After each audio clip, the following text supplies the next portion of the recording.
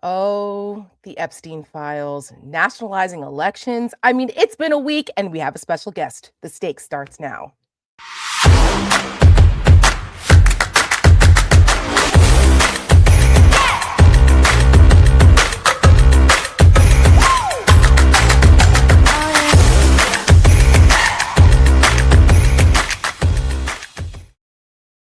Good evening and welcome to The Stakes. I'm Tara Setmayer and I am the co-founder and CEO of the Seneca Project. Welcome to The Stakes. It is Thursday. Guys, I heard that Mallory and Maggie held it down for me last week while I was in New York City, and I appreciate Mal and Maggie for doing that. They are lovely. I hope you guys check out their Pretty Furious podcast.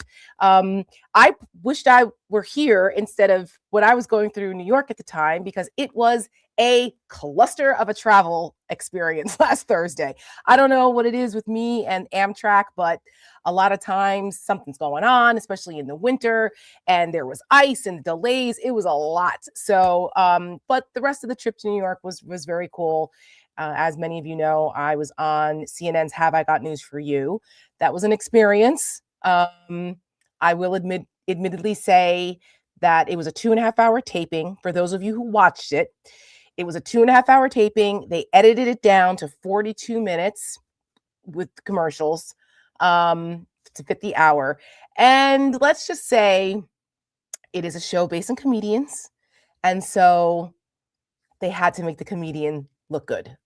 I had a lot more to say than what was actually shown. So this is why I like live TV, because on live TV, what happens, happens. You don't edit it out. So, but I had fun. Amber Ruffin was really, really nice. And Michael Ian Black was funny. Roy Wood Jr., everybody was super nice. But that's the risk you run when you do an edited show. So for those who were wondering, like, did Tara really not say that much? No. I had lots to say. But and a lot of funny things to say, actually. Amber Ruffin and I had great chemistry, but the audience wasn't treated to that because they decided to edit it down and, amplify the other guy who I was not familiar with at all. He was very nice. He was from Jersey and, we bonded being Jersey folks, but it was an experience. So, wanted to just let you guys know for those who watch the show, because I got a couple questions about it and they were like, what? Let me explain. So there's that. That, by the way, feels like it was a month ago, because once again, while I was in New York, the Epstein files dropped. My good friend Don Lemon got arrested. I mean, it has been a wild week since the last time we were all together.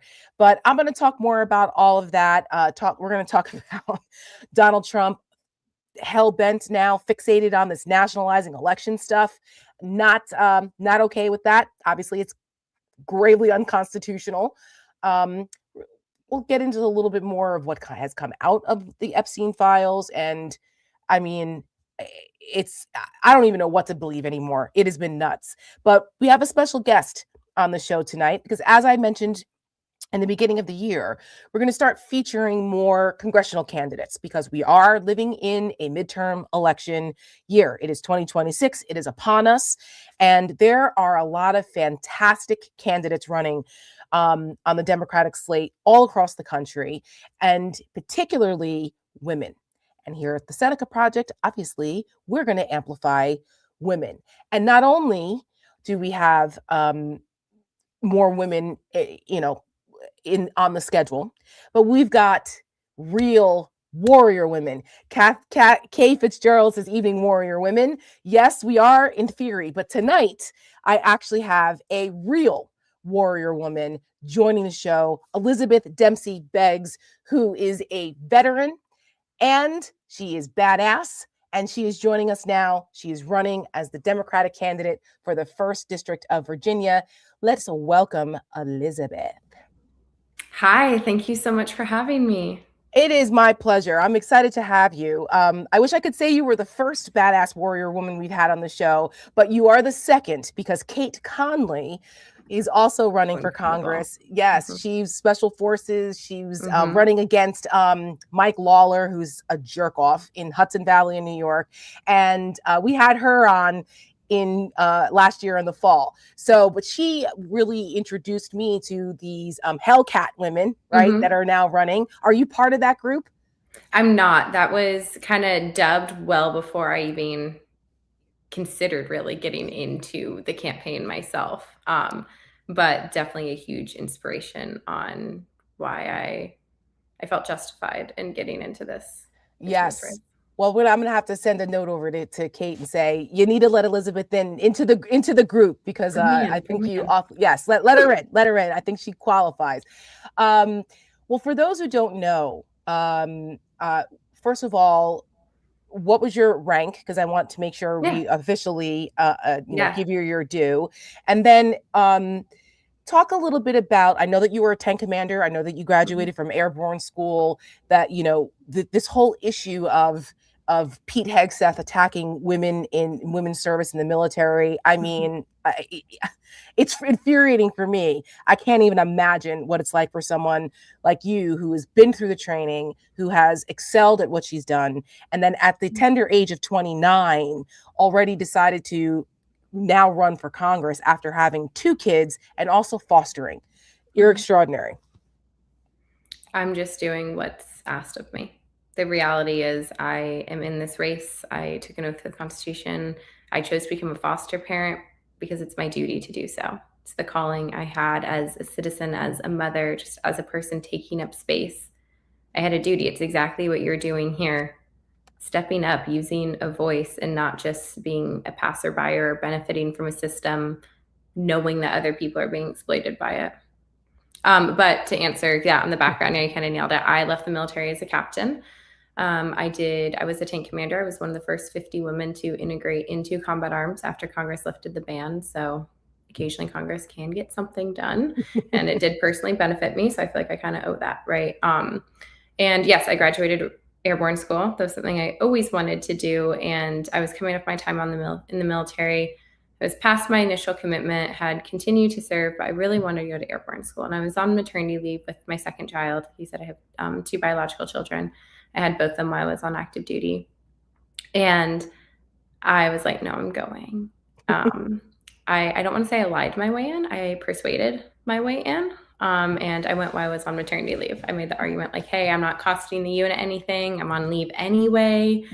I'm already stationed here. I started airborne. So it was like 7 or 8 weeks after I had my second daughter.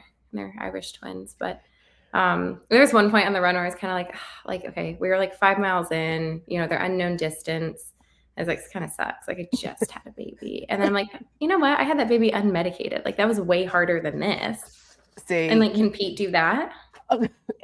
The answer is no, he cannot do that, which is why he's so angry about women in combat, because he wishes that he had the fortitude and the strength and the resilience that women like you have, because everyone knows that as women, we have to be twice as good.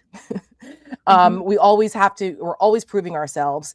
And in situations like this, particularly in the military. Now, I come from a law enforcement family, so I understand those dynamics in law enforcement. And I have always been a huge advocate for law enforcement officers, and people who regularly watch the show and who have followed my career for years know that I am married to a 25-year federal officer. And my grandfather, I am proud to say, which I did not know until recently, my mom told me, my grandfather has passed on. He passed in 2016 at 90. But we were talking about women in the military and in law enforcement and just how difficult it is. And my mom told me that my grandfather, he was the patrol captain in my hometown. The first woman, he was responsible for the first woman joining the force. He was very encouraging of her, and he stood up for her when the good old boy system there in Paramus, New Jersey, gave her a hard time. They were awful to her, and my grandfather was the one that told them to cut it out. Don't you dare. And he disciplined those officers and made sure that she had respect. And I was like, oh, look at Gramps. Now I'm the only grandchild. So, my grandfather and I were cool. We were best buds. But I was proud.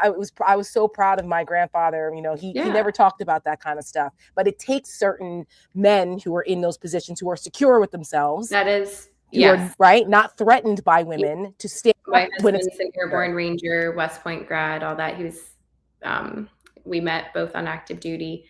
So I think a lot of people, sometimes question like, oh, how I've gotten here. It's like, well, first of all, like I'm married a very good man, a very secure man. Like I've never had to fight against him. I've never been discouraged by him. He's never been intimidated by my success, because I have friends who they are probably way more capable than I am.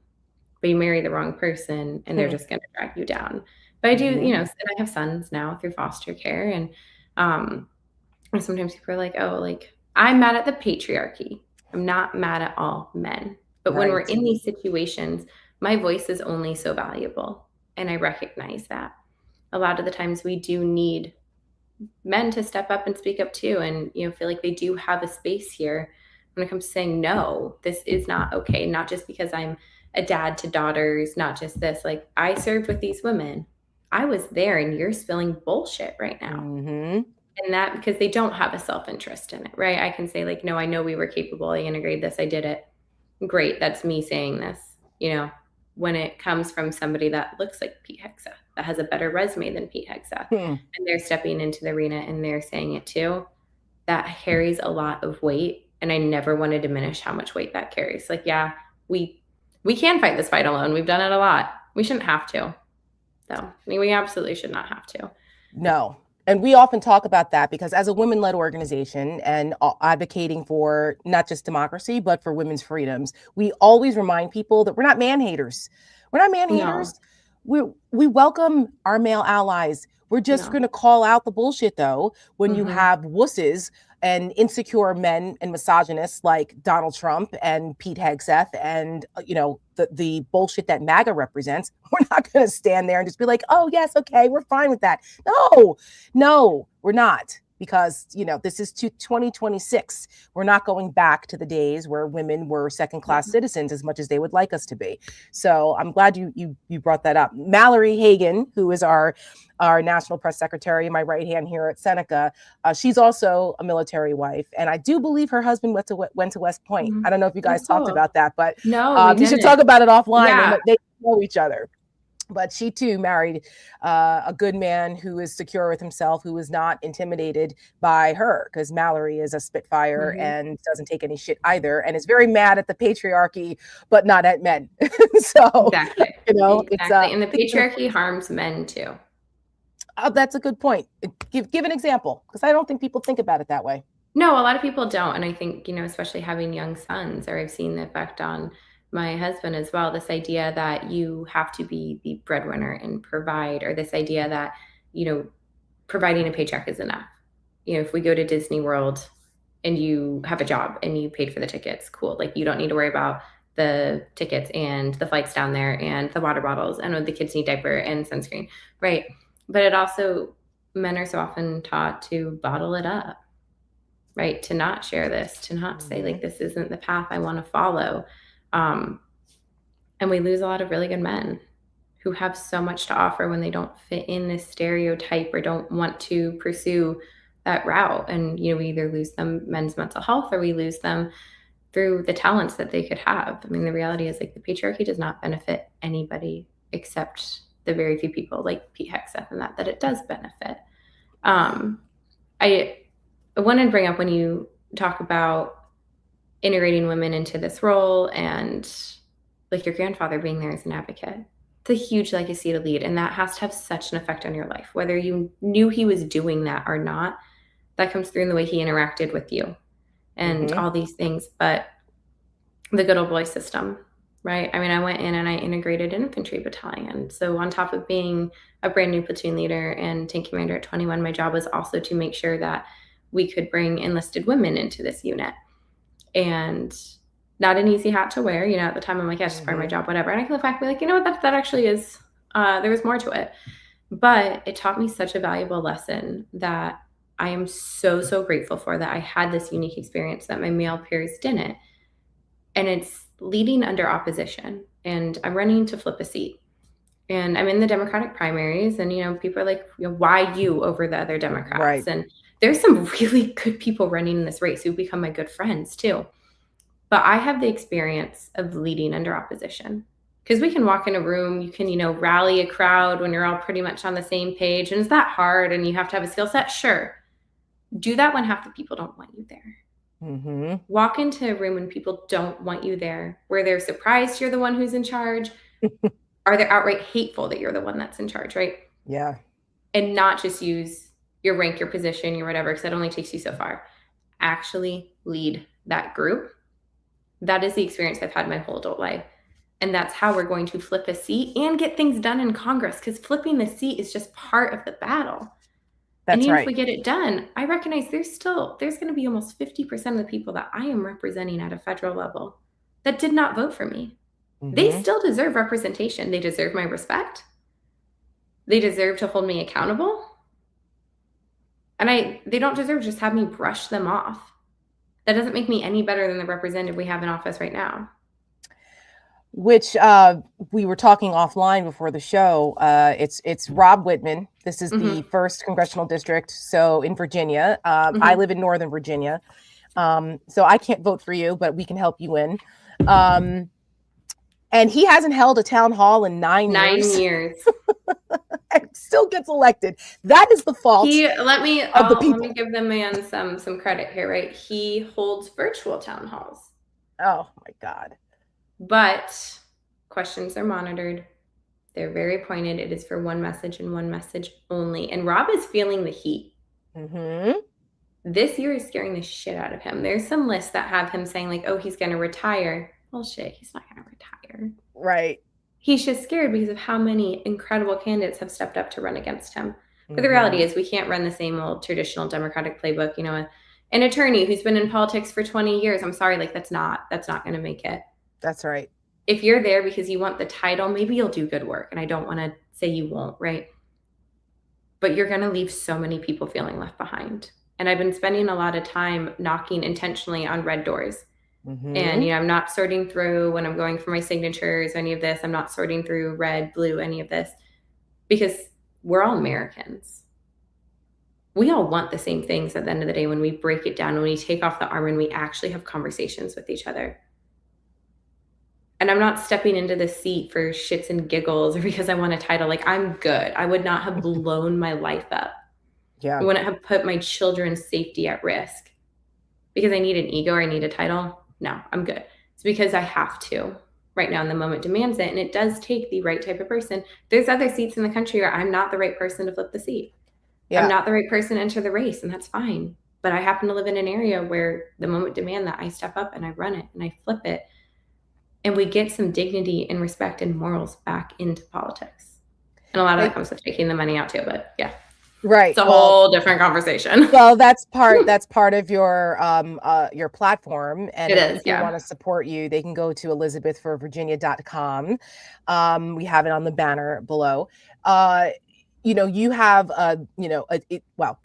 all of your issues are there that are, affordability, healthcare, taking care of our military and our veterans, because this administration has screwed over veterans so much. They claim that they're so pro-military, they're pro-veterans and their families, which is a bunch of fucking bullshit. And we were one of the first organizations, and I really don't know anybody else who ran an ad called Betraying the Brave. We did it in partnership with my friend Marcus Flowers, who is an Army veteran, ran for Congress against Marjorie Taylor Greene, and started Hold the Line, another super PAC. Last year, after the State of the Union, when Donald Trump and obviously Doge was, ravaging the Defense Department and the VA, and we put together an ad called Betraying the Brave, because that's exactly what this administration is doing. That's 100%. What Donald Trump is doing, and they continue to do it. It's in the sign right there. That's right. Not a sucker, a loser. That's right. Exactly. And I don't think that MAGA gets to own patriotism, or they don't get to co-opt. They don't own patriotism. They don't own right. parenting. They don't own Christianity or any religion. They try to claim they do, but they absolutely do not. I mean, could you argue maybe 10 years ago, like a lot of really patriotic people followed the MAGA movement and Make America Great and playing into this, right? Yeah. There's a lot of money in the propaganda. Cool, sure. At this point, though, I mean, what we talked about in the beginning, federalizing elections, there are so many constitutional violations. You can't tell me that that's the party of patriotism. Right. You can't tell me that sending all of your tax dollars overseas while your kid can't get an education, that's not patriotism. Mm-hmm. And that's where so many of these conversations are going. And it's not just my district flipping a seat, right? We have to all come together. We're not going to see everything eye to eye, and you're allowed to disagree with people without hating them. Mm-hmm. But what's going on right now with ICE? That's immoral. It is unconstitutional and immoral. And so many people are waking up to this. But it's part of our job, too, is to make room for that. We can't say, oh, I told you so, you idiot, this. They had a different source of information than we did. That's Not very facts, true. not facts. 2 + 2 is 4 any day of the week. But they did have a different source of information. And yeah, we can say we tried to warn them, we tried to this, but like the reality is me having a conversation with my neighbor, that is not fighting against a billions and billions of dollar propaganda machine.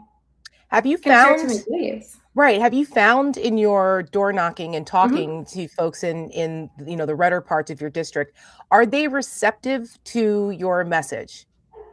Yeah. In my district and friends who are doing similar things across the country, being a veteran and a Sunday school teacher and a foster parent, these things get me in the door a lot of places where other people wouldn't be able to get in the door. Yes. And I'm able to have conversations saying like, yes, I'm running the Democratic primaries, but I'm like, right now I don't agree with everything about the Democratic Party, and you shouldn't agree with everything about your party. My priority is to the people here, which is why I don't take corporate money. It's why I don't take foreign interest money. My priority is to you and your family. So I'd like to sit down and have a conversation. What's important to you? Even when people say like, I support ICE. Great. What do you support about ICE? And oftentimes it's, well, we need immigration control and I want criminals off the street. Great. Me too. Right. This is just not the way to do it. We know there's ways to do it. I'm one of the youngest people running for Congress in the country right now. Mm-hmm. And I'm older than ICE. I'm significantly older than ICE. Right. That's right. So this isn't the way to do it. But if we just immediately say like abolish ICE and I support ICE, great, and we don't have that conversation. No, we actually really agree. Yeah. No one wants violent criminals running around on the street. And then we can kind of get into the facts, and this administration's done a really good job at just blocking people from listening to facts.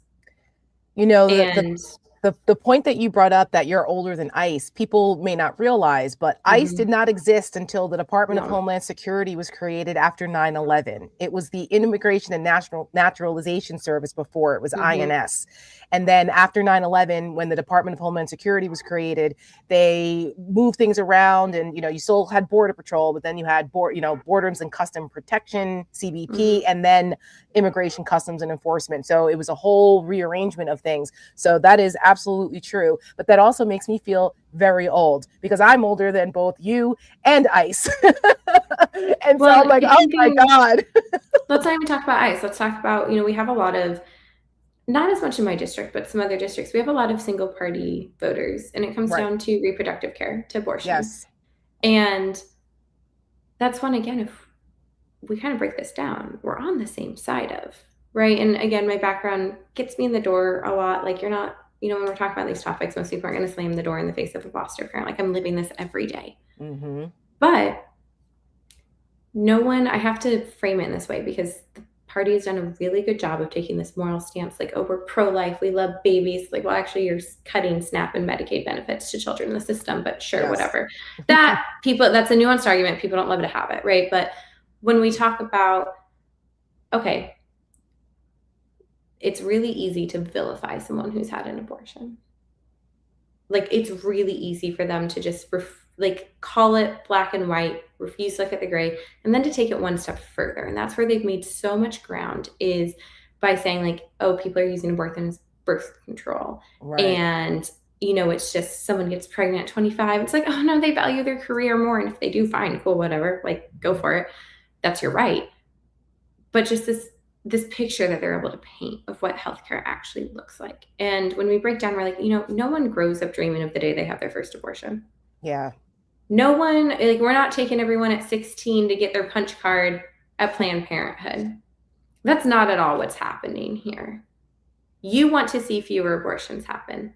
I would love to see that too. If I could live in a world where no one ever has to have an abortion, great, cool. But we don't live in that world. We're never going to live in that world.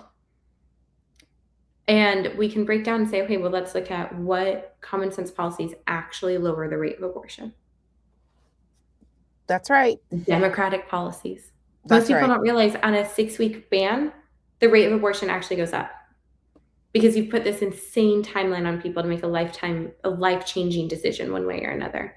Mm-hmm. And then we get into it, though, you have people who they very much religiously believe that there's absolutely no reason, even if you have an ectopic pregnancy and you're going to die and you have kids at home, whatever, it's God's will. And you know what? You're allowed to believe that, though. Right. I respect your opinion. You're allowed to believe that. I know some people who have that strong stance, but they also take care of their community. And I respect the hell out of that. I don't morally agree with you on that. To me, it's a different thing. But here's the thing, as the representative, I'm not there as Elizabeth. My religious beliefs don't matter at all. I am there to represent the 1st District of Virginia. So even if you have this very strong religious moral belief, that is so much your right to have. And I would really love to hear how you got there and have that conversation with you. But you don't have the right to legislate it, and I don't have the right to legislate it. And our Constitution protects that. That's right. And I think that's the difference here, that after Roe was overturned, I think there were a lot of people who didn't realize that the abortion debate and the reproductive health care debate was so much broader than just it's immoral, it's murder, and because it's easy to say save the babies, it's murder, and one little thing on Facebook, right? A little That's post. Right. But until their daughter or their wife experiences, difficulties during pregnancy and they have to get a D&C in order to save their lives. And then next thing you know, they're told they can't. And now they're bleeding out in their bathroom or in the parking lot of an emergency room. Happening. It's right. It's so then it starts to hit home a little bit that it's not just as easy as the extremists on either side say it is. And that's kind of, I think, educated a lot of people about it to reconsider it, because it doesn't matter who you voted for, whether you're, red or blue. If you're bleeding out in the parking lot of a state that has now criminalized reproductive care for women. And we talk about, and people are like, no, life of mother, every doctor can sign. No, not when you will be federally prosecuted. Right. And these laws are so vague intentionally that you could still then be prosecuted. It's we'll prove the mother's life was actually in danger. And where's that line? Right. And the only person who should choose that line is the medical professional in the moment, with no questions asked whatsoever. That's right. And that's the same what you said about it doesn't matter how you voted. These affect you, right? And we know the psychology of, exceptionalism, and the closer you are to the patriarchy, the less you'll be a victim of it. We see this, right? We know that. But I always say that when we talk about gun control and gun safety, and, I'm a firearm owner. I've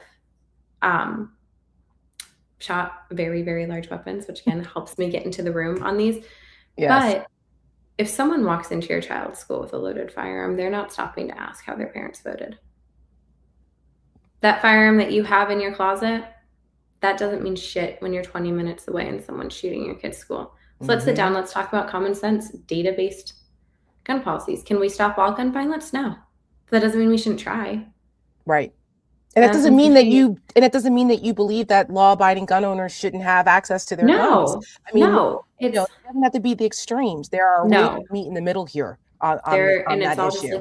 We have so much data to help drive policy, and that's why so much of it we have to get the money out. The NRA makes money when there's a school shooting, which is just so morose and sick. And the NRA is bankrupt, and they should be, because of how badly they've mismanaged it, because it's not your grandfather's NRA. My grandfather was an NRA member. That's the biggest thing. It's not the same organization at all anymore. No, it's not the same one where you used to go and learn how to shoot and, gun safety. It's not that anymore. It's turned into a political disaster. And, there's some really good podcasts out about what Wayne LaPierre did to the NRA and how, but that's another conversation. Do you have a few more minutes? Because there's a couple other things I want to. I do. Yeah. Okay, great. So there's how I discovered you was because of your social media. And as you mentioned, you're 29, so you are one of the youngest candidates out there, which I think is fantastic, because we can't have the geriatrics running everything all the time. And it also gives me hope that your generation is engaged, because of course I'm at the point, I'm a Gen Xer. So now at this point, of course, I'm always like, oh my God, these millennials and Gen Zers, they're what are we going to do with them? But no, you guys give me hope, because it's all of your generations aren't as, just caught up on their phones, but you're learning how to communicate in a different way, and what the moment requires. You have to adapt to play the game that you're in. What worked 10 years ago doesn't work now. And I saw, and Mal, I think we have this. I saw the first video I saw of you was the one where you were running, I believe. Do we have it? Born into Congress, I'll be the youngest mom to have ever served. And I'm not telling you that to brag. I'm wearing the same It's shirt. because it's ridiculous. I mean, do you know the youngest dad to have ever served? Yeah, exactly. Hi, I'm Elizabeth. I'm a former tank commander in the United States Army, and I'm a 29-year-old mom raising 4 young kids. My oldest actually turns 5 today. Some of them I grew myself, and the others I have the privilege of being their foster mom. I'm running for Congress in Virginia to flip the seat blue from an out-of-touch man who's held it for over 20 years. He doesn't know what life is like for us. I do. Sure, I could come on here and I could read off my professional resume full of big titles and degrees, but you know the saying, if you want something said, ask a man. If you want something done, ask a woman. And my lived experience matters just as much as what's on my professional resume. Because I know daycare is unaffordable. I know buying a house is so far down the American dream, most of us will never see it. I am living this every day. I remember what it was like not being able to find formula in the grocery store, being terrified because I had a newborn at home. I know this reality because I live it. And if we want to fix it, we cannot elect politicians who are being paid for by these same companies that are making everyday life unaffordable for you and for me. I know our future is worth fighting for. And moms, we get the job done. Let's go, Virginia. First of all, kudos to you for being able to do all of that and work out, and also make Pete Hegseth look like the wuss that he is, because once again, he can't do a freaking pull-up, and here you are doing that. And then you have a bunch of videos, which is kind of like become your thing, where you're literally like out running on the trail, just talking about whatever's going on, what your thought is, political thought of the day is. You didn't give yourself enough credit when you were talking about how you went to airborne school only a few weeks after you gave birth.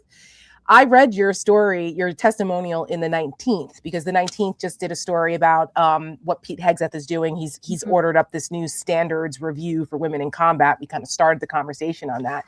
Not only did you do that a few weeks after you were pregnant, you also tell the story about how you had to go to a training operation at 4 o'clock in the morning, and your husband got called off to do something else, and you hiked 5 miles with your 6-month-old strapped to your front, your rucksack to the back, and you were pregnant and hiked 5 miles. I mean, right? I was barely pregnant. Most people didn't know I was pregnant again. Well, that still. was I want to say she's 4 months old. It was on a track too. I don't want this to mega get blown out of proportion, but essentially what happened was, it was COVID. So we had a nanny. We didn't have a spot in daycare.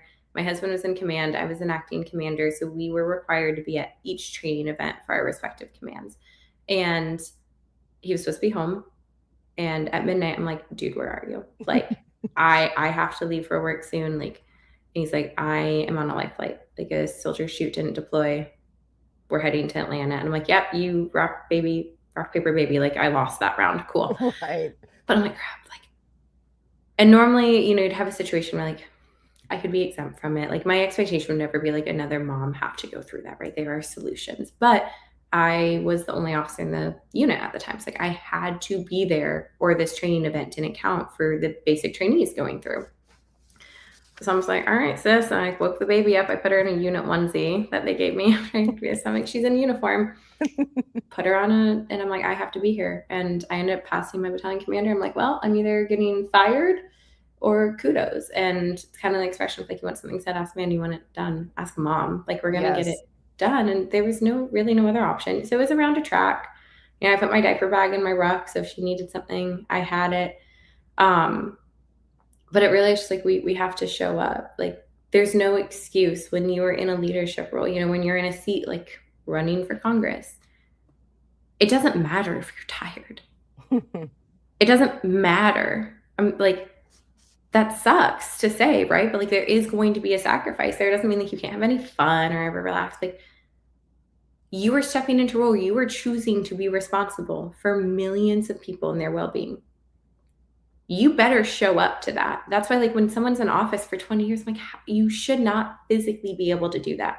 If you are bringing the type of leadership this role demands, your body should have quit on you a long time ago. And to me, it's unfortunate that a lot of people have just kind of lost that, right? It's all about the money or the title or any of that. Like, I would love to run this race anonymously. We got like fan art for the first time the other day, and someone asked to take a selfie with me in the grocery store and like FaceTime their mom. And I'm like, okay, I guess I like can't go to Walmart in sweats anymore. But that was weird. I didn't love that, but I do love that there's this movement. And I'm really just a representative of this movement. This race has nothing to do with me. But even when we talk about social media, and I know some of the op-ed research on me, like just out in front of it, people are like, what experience does an influencer have running? Like, no, I'm an MBA. I was a director. I was a tank commander. Like, I do have a lot more experience on my resume. But I started using social media really when I got out of the military. I just kind of started yapping about things that matter. I'm like, I have a voice. And it wasn't a platform. It wasn't anything at the time. But I could not let the idea of patriotism and serving and loving our country fall into the hands of MAGA without at least saying something. And that kind of grew. And then I got to talk about foster care and Christianity after, I deconstructed and ended up getting back into the church and seeing the rise of Christian nationalism. So I was able to use it when I launched my campaign. But to me, it doesn't help with fundraising some. I think people are like, oh, if you have a huge following, your fundraising's fine. It's not. So if you're seeing this, you have a couple bucks, please throw them my way. But I refuse to not pay my interns and college interns. Like, you're working, you're a part of this, you deserve at least something. But the social media side of it, to me, being politically engaged is a privilege. We have so much shit going on in our lives right now. Like, we are asking people to literally survive. People are drowning. So the idea that even to talk to somebody running in just primaries, you have to buy a ticket, hire a sitter, go meet them where they are. They can't, something happens. We just had an ICE detention facility get proposed in the county where I live in my district. You can't film a 60-second video letting people know your thoughts on it, even if you don't have the time to show up to it. Like, I get, we can't be everywhere at once. You're telling me you can't take 60 minutes. I talked about it in front of the headlights on my car with my phone propped up, right? You can't take 60 seconds to let the people who you're trying to earn their trust, their vote, know how you feel about it.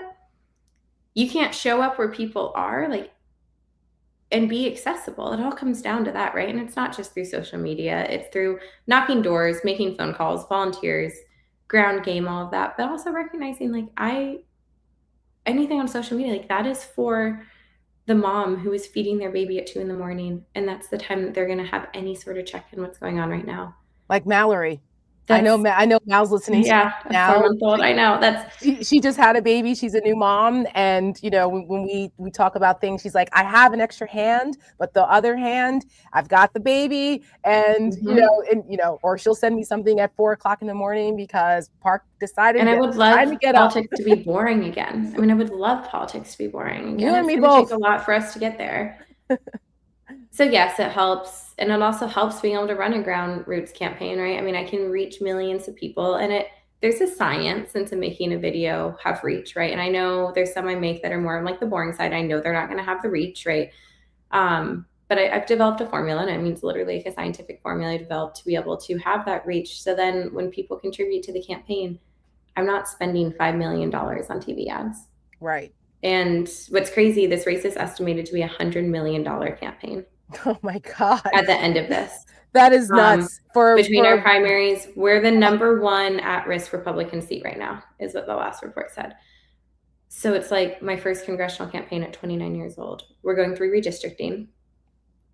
We are now this will be an all eyes on this district campaign. Yes. Get used to seeing my face on Fox News. I'm sure they'll come up with some really funny memes. Have you done Fox yet? I would love to, anytime. I have not, but anytime. That whoever's running your comms, we should. It's me. When I say this is a grassroots campaign, it's me, a campaign manager, and 3 interns and some volunteers. For now, because if you win the primary, it's growing. Yeah, you're gonna have to scale it's growing. Up. Yeah. Oh, 100%. And my intern team they're really good, and they've worked on some really good campaigns. We've had a lot of our volunteers we have some people who this might be like the first campaign they've ever volunteered on. And, we teach like, hey, this is what phone banking means, all these things where you might be hesitant, right? And I think a lot of people never want to speak on my behalf too. I get that.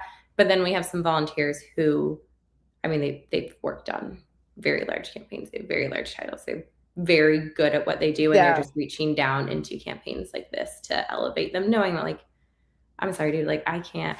We have a fundraising team too, professionally, but like we can't afford $20,000 a month in consulting fees. Like, and I wouldn't want to spend that, right? Like, it's the consultant class is a thing. It's real, but also you also want to make sure if you want to make money in politics, don't run for office.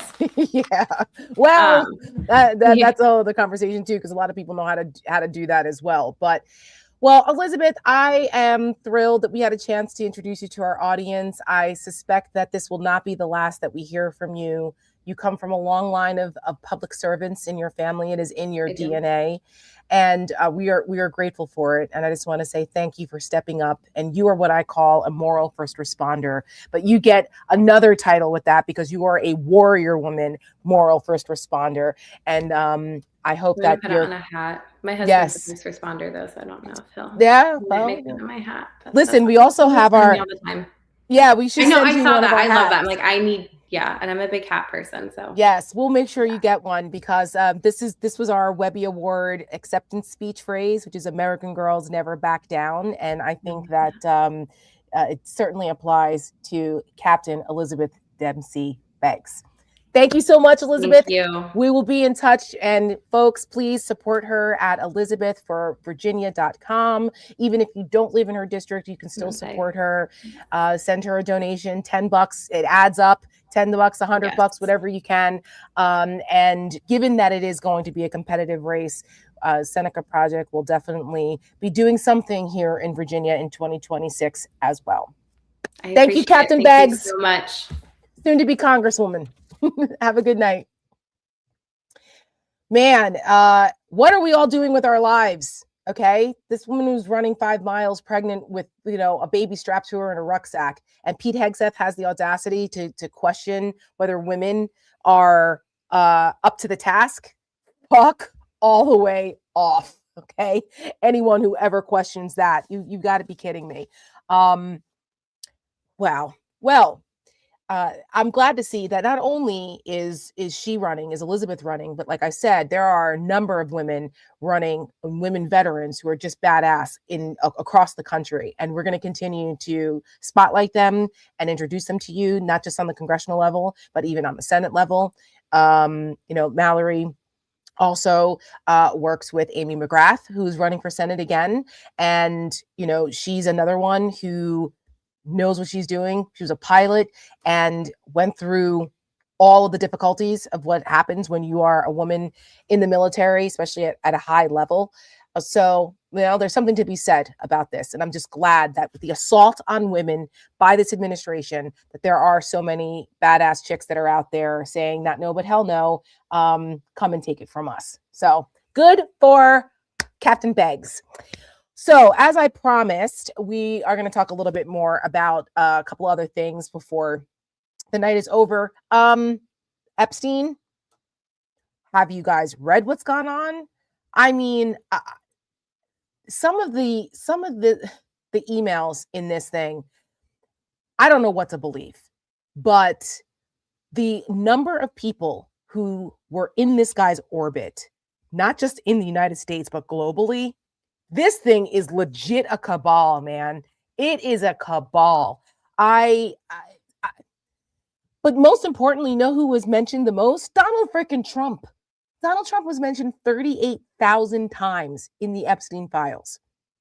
And Steve Bannon, okay, that guy. Talk about failing up. He's mentioned quite a few times too, and he was best buds with Jeffrey Epstein for a little while there. They were pounding around, getting involved in all kinds of mischief, not just here in the U.S., but also overseas. And I've mentioned this many times before about how Steve Bannon, however you feel about him, he's not a dumb guy. He might need a shower and a shave and a shirt that fits him, but he's not a dumb guy. And he has been wreaking all kinds of havoc and fomenting a lot of this right-wing extremism, not only here, but also in Europe, in Italy, in Germany, in Britain.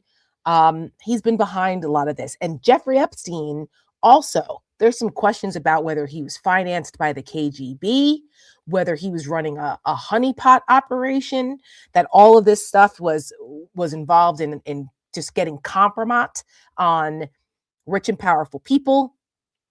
It is a lot. The chairman of Paul Weiss, which is one of the top law firms, is one of the most prestigious law firms in the country for years. They were also one of the first to capitulate to Trump last year. And now we know why, because their chairman was all up in the Epstein files. And so I guess he thought that it would never come out. I don't know, but it has. And that's thanks to the intrepid work, bipartisan work of Thomas Massie, Ro Khanna, and others that forced these files to be released. And the Department of Justice is still not releasing all of them. They were late in releasing the recent 3 million document dump. There's still, I believe, like 50% more of documents still out there that we haven't seen. So, and this latest dump has a lot of pretty awful stuff in it. So I can only imagine what they're still holding on to. I mean, Elon Musk is all up in it. I mean, someone who I actually had the chance to meet and spend time with during a conference in Germany, Ehud Barak, who was quite nice. And I was like, oh my God, he was like all up into the Epstein stuff. So I'm like, gross. Oh my gosh. But there's someone that put it together. There's like, they took these Epstein emails from when the House Oversight Committee released them and put it into like a fake kind of a Gmail format. And so it's easily searchable. So it's called Jmail instead of Gmail. Mal, can you put that up? I was like, oh my God, this isn't even just like not even a fraction of all of it. But look at this. It makes it look easily searchable, where you can just click on the person's name and it brings them up.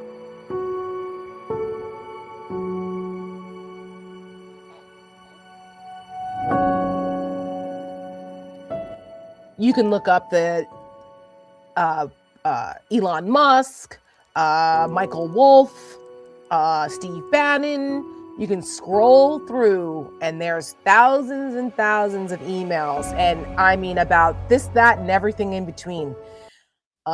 Whoever had the time to do that, my God. But thank you, because it allows us to read through it. But the victims are still not happy about this.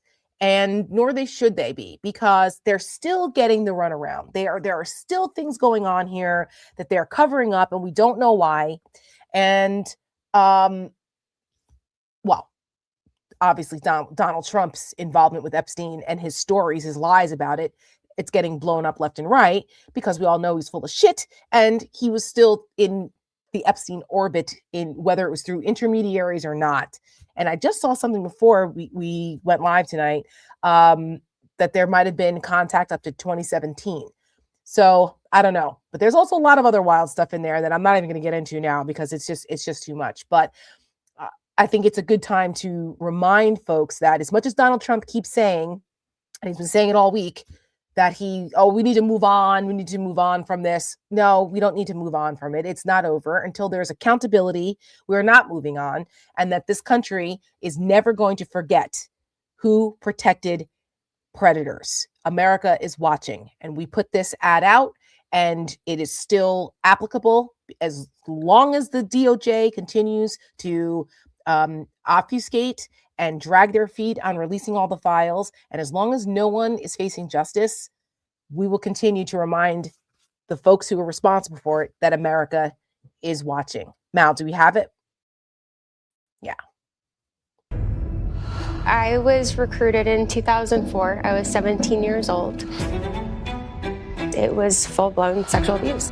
There are 1,000 of us. Our voices are real. This was me at 14 years old. I was only 14. The Epstein files are not about loyalty to any one political party. Shame on any elected official who obstructs truth and justice for the American people. The president's got the power to release the Epstein file right now. I believe he's trying to protect friends and donors. The massive distraction by the Democrats. I am traumatized. I am not stupid. The House voted 427 to 1. The bill is passed. The whole thing is a hoax. I'm deeply disappointed in this outcome. Jeffrey Epstein was not a pedophile, but he liked 15-year-old girls. We want the whole truth to come out. And when it comes out, this country is really going to have a moral reckoning.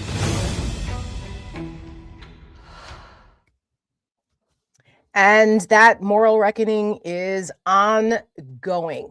So keep up the pressure, guys. It works. Same thing with what's happening with Minneapolis. We saw Tom Homan is now running things in Minneapolis. And that guy, don't be fooled, okay? He is just as corrupt and just as awful as Greg Vivino. As I mentioned on my Substack, I did a whole thing about Tom Homan. And just because he's wearing a different suit and because of his mushed marble mouth, you can't understand a word he says. And he's just, he's been 30 years in the job and he has a different temperament. He's best friends with Stephen Miller. I just want everyone to remember this. He's best friends with Stephen Miller. He had no problem being very aggressive and just nasty on Fox News and going on and on about how he doesn't care about separating children from their families and we'll just support the whole family. That we don't care if the kids are American citizens and they can all go together. Like, this guy is the worst. And just because they knew that Minneapolis was becoming completely out of control and people were dying, it was just to try to lower the temperature as a political stunt. Oh, they're withdrawing 700 officers. There were 3,000 of them there in a city of like 400,000 people where they only have 600 sworn officers. So 2,300 federal officers is still an obnoxious amount. That's 3 times to 4 times the amount of the actual officers, sworn police officers in Minneapolis and St. Paul. It's crazy. So I see that the folks in Minneapolis are still protesting. They're still out there making their voices heard. Jacob Fry is still saying, yeah, this is fine that you guys are starting to pull back, whatever that means. But like, all of you need to go. All of you need to go and get the hell out of our city.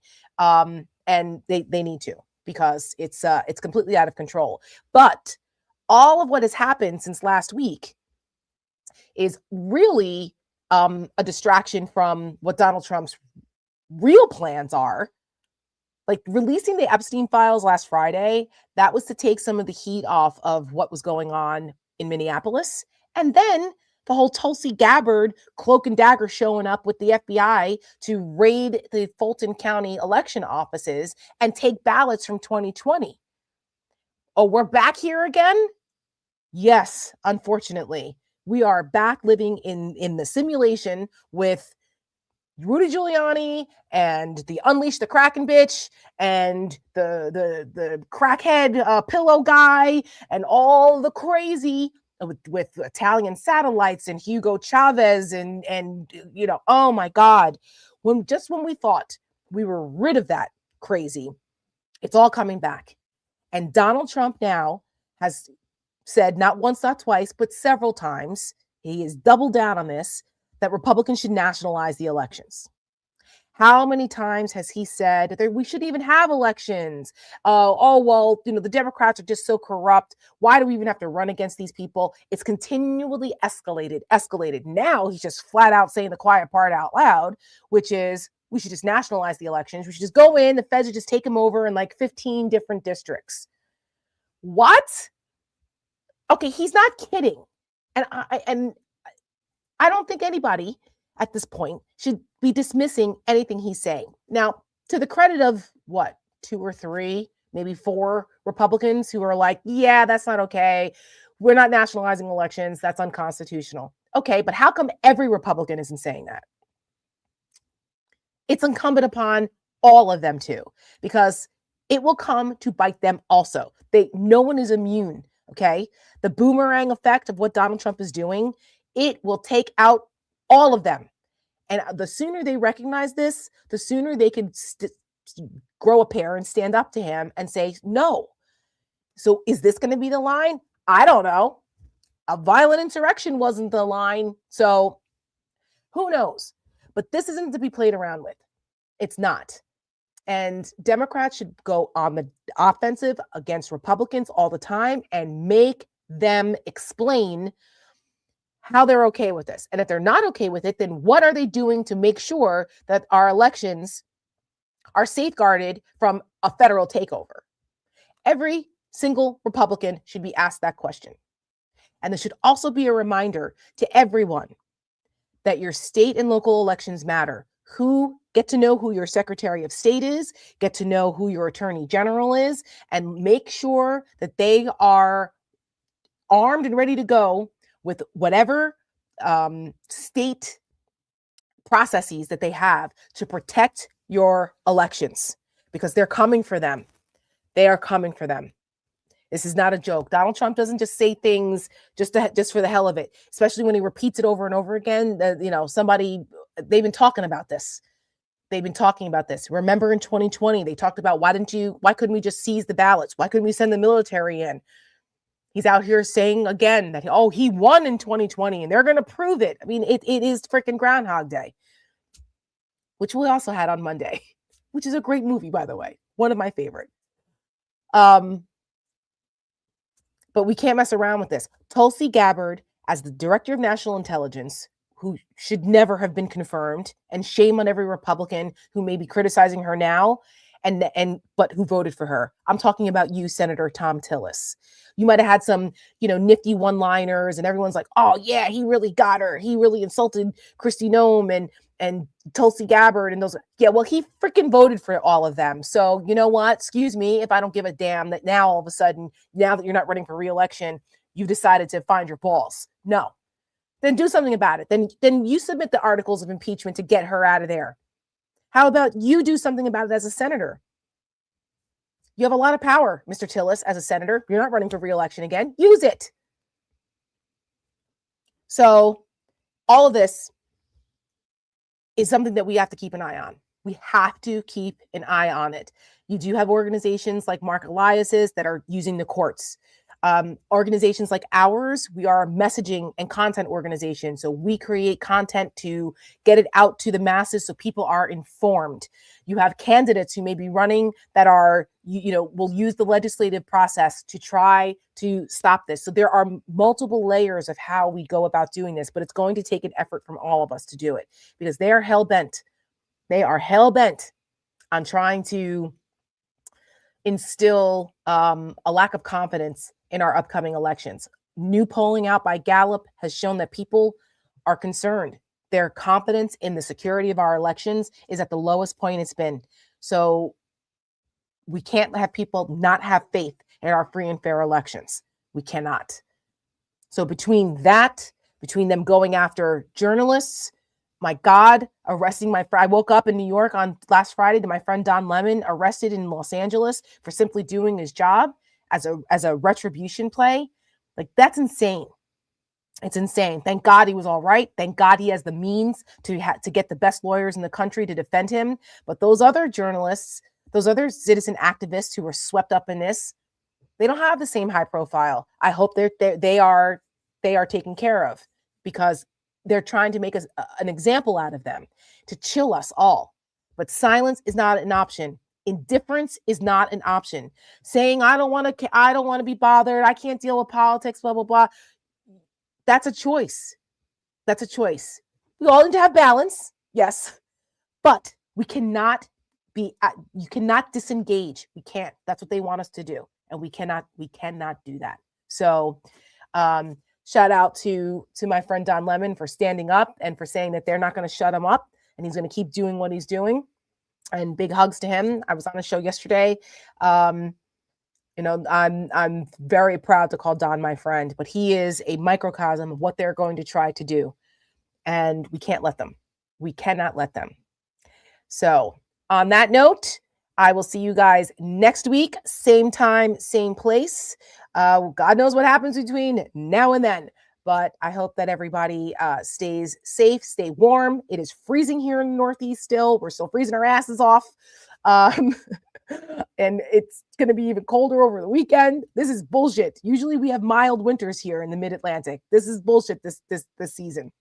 But it's pretty to look at as long as you don't have to go anywhere, like take the train to New York. Good God. But anyway, all right, you guys. Everybody have a good night. I'll see you next week. Oh, bright spot. Yes. Thank you, Mal. Oh my gosh. How could I forget my bright spot? And it's an Olympics bright spot because this weekend, not only is the Super Bowl, we have the Olympics. Yes. So as a Giants fan, I don't really care who wins, except I don't want the Patriots to lose. Actually, I should say that. I do care who wins. I don't want the Patriots winning anything. The Patriots need to lose. And as a Giants fan, we're Patriots killers. So I will be rooting for Seattle this weekend. And Julian Love, who used to play for the Giants, is now playing for Seattle. And I hope he gets a ring. So yes, I am taking sides, actually. Go Seahawks. That's number one. Number two, the Olympics start this weekend, the Winter Olympics, over there in Italy, my favorite place in the world. And my bright spot is about an Olympic skater, Erin Jackson, who has made history. Because not only is it the Olympics, it's the Super Bowl, it's Black History Month. And they're going to try to erase our history and our contributions, and we're not going to let them. So my bright spot this week encompasses not only Black history, but also the Olympics. So check out the story of Erin Jackson. Florida isn't exactly a pipeline for Winter Olympics, but one of the world's elite speed skaters actually calls our first coast home. She's from Ocala. She's trained there. So Erin Jackson is a seasoned veteran, and she's leading a formidable U.S. team in Italy with some gold in her sights. Our Chris Egan explains why she is one of our 10 to watch at the Olympics. Erin Jackson has been skating in circles for as long as she can remember. My earliest memories were probably growing up skating in my driveway, just up and down the driveway in my little plastic skates that would attach to my shoes. When Erin was 10, she took up inline speed skating. As a senior in high school, she won a gold medal at the 2008 World Junior Championships. I just loved going fast because even before that, when I was just hanging out at the open sessions, I was the one getting in trouble for skating too fast. So yeah, I just always loved it. In 2017, Jackson followed the path of her mentor, Brittany Bowe, and transitioned from inline to ice. Just 4 months later, Jackson made the 2018 Olympic team. No, I wasn't expected to go out there and do anything crazy, but I was happy to be there, and getting the experience was really awesome. Leading up to the 2022 games, Jackson slipped in her heat at the trials and finished third, with only the top two making the team. Race winner Brittany Bowe opted to give up her spot to allow her longtime friend a shot at a medal. See, I've looked up to Brittany since I was a kid, and she's always just been the best example of everything good, just a really good mentor to have. Brittany's act of kindness would lead to history. In Beijing, Erin won the 500-meter race by 0.08 of a second. It was Team USA's first women's 500-meter gold since 1994. And Jackson became the first Black woman to win an Olympic speed skating individual gold medal. It's still hard to put all the different feelings into words, I guess. It was, there were a lot of tears, a lot of hugging with all my teammates and my coaches and all the staff. It was just, a really magical moment. And now she's ready to defend her title in Italy. I really like pressure. I think pressure kind of helps push me to what I need to do because I'm kind of a really relaxed person. So yeah, the pressure kind of amps me up a little bit. I just thought that this was a really cool story because not only did she make history in Beijing as being the first Black woman to win a gold medal in speed skating, she was the first Black woman to win a gold medal, period, in any country, and at all. So that's historic, and what an accomplishment. Plus, as she grew up in Florida, it was speed skating from Florida, it's crazy, but they have indoor rinks. And also how she got there and how she won her medal the first time. They touched on the story, the fact that her teammate gave up her slot because she slipped and so that she could compete, and then she ends up winning the gold medal. What an incredible, inspiring act of generosity and just, competitor, like the competitive spirit. It was just a really cool story. And she is also a flag bearer, so she'll be the U.S. flag bearer on the women's side, and I believe there is a bobsled competitor who is in the military. He's military. He'll be on the other side. So they'll be the two flag bearers for the U.S. in the opening ceremonies on Friday from Italia. So I am very excited about the Olympics. I love watching all Olympics. I love speed skating, which I think is just like how they do that. I love ice skating. If anybody follows the ice skating narratives, there was that horrible plane crash here in the DC area last year that killed a lot of the young U.S. figure skating up-and-comers and some coaches. And one of the male figure skaters, and his name is escaping me right now, his parents, they were coaches, they were on that flight, and he almost quit the sport, but decided to stay and compete and dedicate his competition to his parents because that's what they would want him to do. So amazing storylines with U.S. figure skating. They have the most competitive team, I think, ever, where they could actually take home the team gold. And there's the quad god. There's so many cool storylines in Lindsey Vonn coming back from injury. She's 41. She just tore her ACL or something, and she's still going to compete. Like, I love it. I love it.